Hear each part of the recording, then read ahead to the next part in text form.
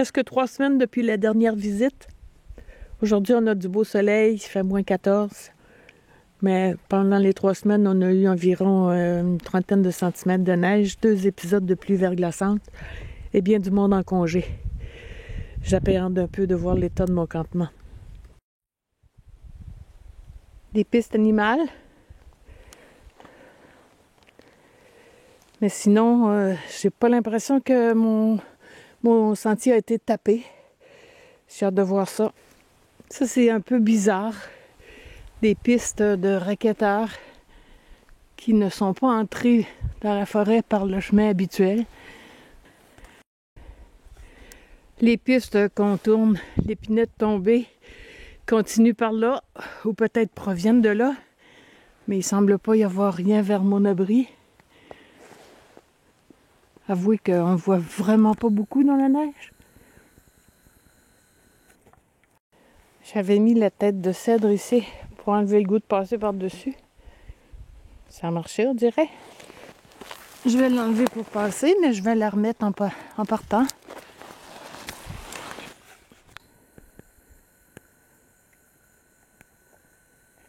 Le pot de géocaching n'a pas été touché.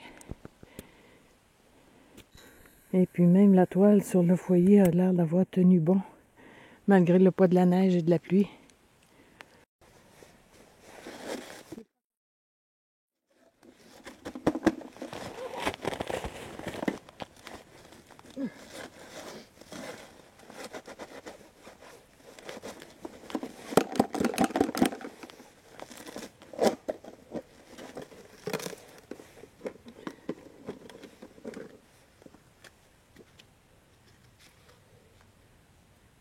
Et non, personne n'est venu. Je suis ambiguë un peu face aux visiteurs. J'ai pas envie que mon campement soit découvert, mais en même temps, j'aimerais ça voir un mot de quelqu'un qui est passé. Je vais avoir de l'ouvrage avec mon frisbee. J'aurais peut-être dû apporter une vraie pelle à neige pour enlever tout ça. Mais bon, je suis pas pressée.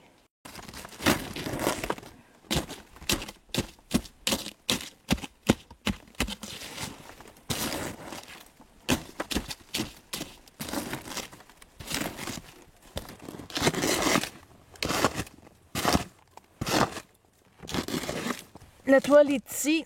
Donc ça, c'est l'accumulation de neige qu'on a eue depuis presque 3 semaines. Puis heureusement, il y avait un tout petit peu de neige avant la glace. Donc ça n'a pas adhéré sur la toile. J'ai mis environ 15 minutes pour déneiger la toile. C'est bon. Là, il reste un petit tas de neige, mais j'ai pas le bras assez long pour aller chercher avec le frisbee. Puis comme j'ai mes raquettes aux pieds, là, je peux pas mettre le pied sur la toile. Ça va se déplacer quand je vais relever la toile. Puis même la branche que j'avais mis pour soutenir la toile au-dessus du feu, ça a tenu bon. J'en reviens pas. Il y a eu quand même un peu d'adhérence. La toile se dédouble.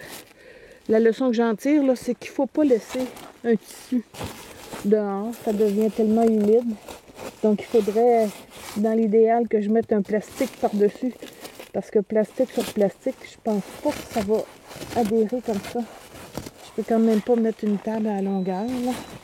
Donc je vais y aller doucement pour décoller ça. Même sur le bois, il y a des petits bouts qui ont déchiré. Si quelqu'un a une idée, là, je suis preneuse. Ça a l'air pire que c'est quand même, là. Il y en a juste ici, comme ça.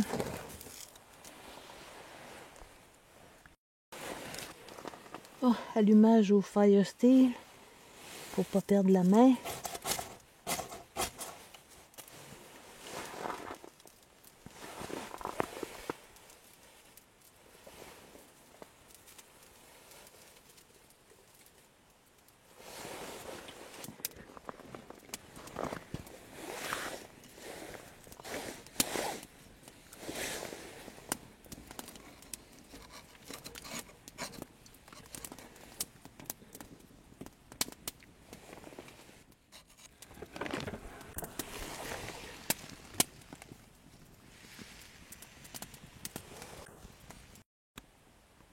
Pour fin de comparaison, juste à l'extérieur de l'abri, on a moins 11.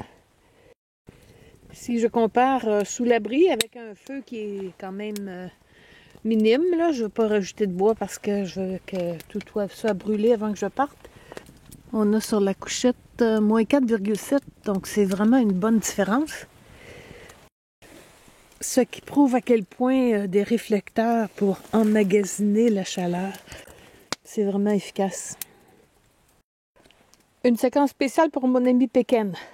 Si moi je m'assois ici, puis qu'on a la table là, regarde, tu peux quand même t'asseoir au bout sur la chaise bushcraft avec les pieds qui vont être au niveau du feu.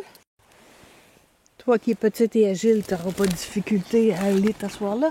Je l'ai essayé moi-même et ça va bien. On sent la chaleur du feu. Donc tu vois, il y a de la place pour deux. Cette semaine, la météo ne prévoit pas de verglas, seulement de la neige. Mais au cas, j'ai disposé des perches comme ça, lisses, là, pour faire un espace entre la toile et le tissu de la couchette. On va voir ce que ça va donner.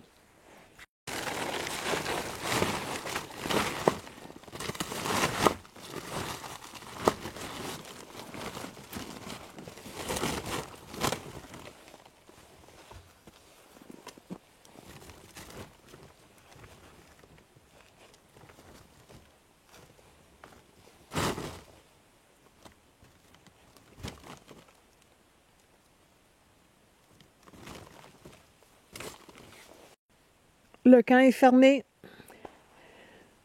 C'était une autre belle journée. C'est prêt pour la prochaine fois.